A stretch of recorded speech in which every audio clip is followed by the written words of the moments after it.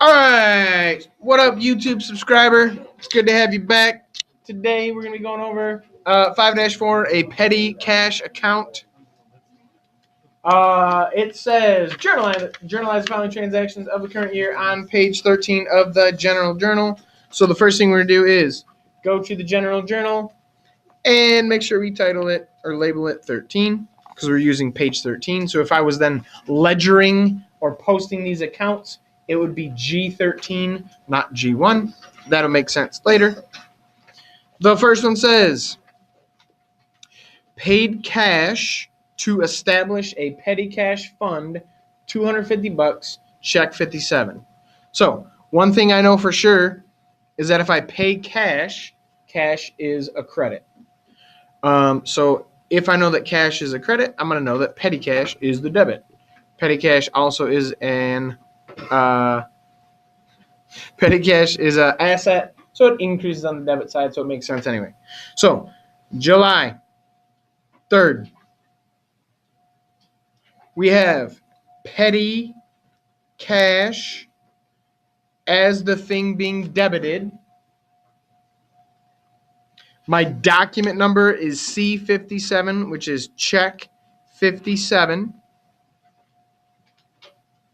And the amount is $250. My account being credited is cash, and it's $250. So I used cash to fund petty cash. Cash that holds a grudge. Ba-dum-tsh.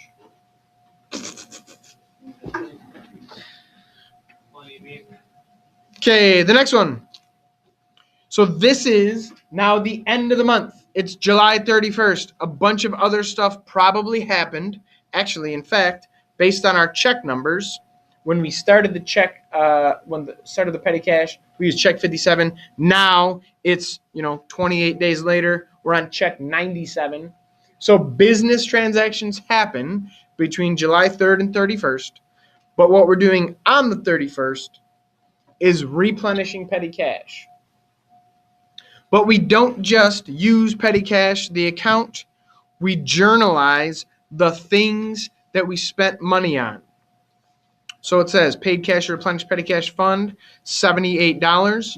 And then it has semicolon or colon, supplies 25, miscellaneous expense 8, and repairs 45. So what that means is we bought or used money on three things: supplies, miscellaneous expense, and repairs. So we're going to put those three things as debits because we bought supplies. Supplies as an asset, it went up. So supplies was $25. Now here's where some people get confused because we are journalizing all of the assets or all of the things being debited. And miscellaneous expense, all expenses are debits. So now for the first time ever in your whole wide accounting life, you have two things being debited right after another.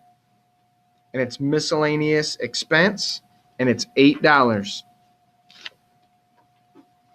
And then another thing that we spent money on was repairs. Repairs could be called repairs expense because it's what you do to get something running again or something fixed. So repairs expense is my third thing, and it's $45.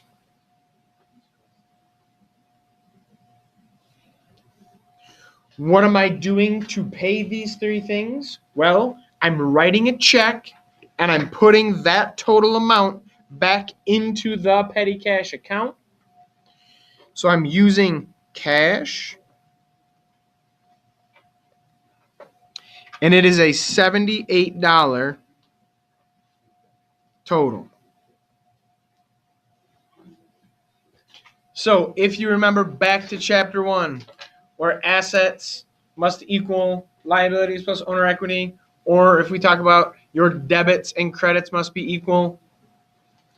Are these three debits on this transaction equal to this credit in this transaction? Yes or no, everybody? Yeah. These three things added up are this $78. So my debits equal my credits. Here's another example of why we don't use T-charts, because this would be confusing. You would have like 4 T-charts. It'd be ridiculous. So check 97 is what we used. So C97. And that is starting a petty cash account and then replenishing a petty cash account at the end of the month. So this account started with $250. Throughout the month, they spent $78. And now they're going to put $78 back into the petty cash account so that on August 1st, the petty cash account has $250 in it to start again. What questions do you guys have on that? This one is one of the most confusing ones because it's you do this account to start it and then you never use petty cash again. You use petty cash in real life, but you never actually use it in the journal again. And for the first time, we have 3 debits and a credit, which is cray-cray. And you guys know I don't like to say cray-cray often. Once a year. Cray-cray. I guess you could say that this whole song is a pretty petty excuse for us having.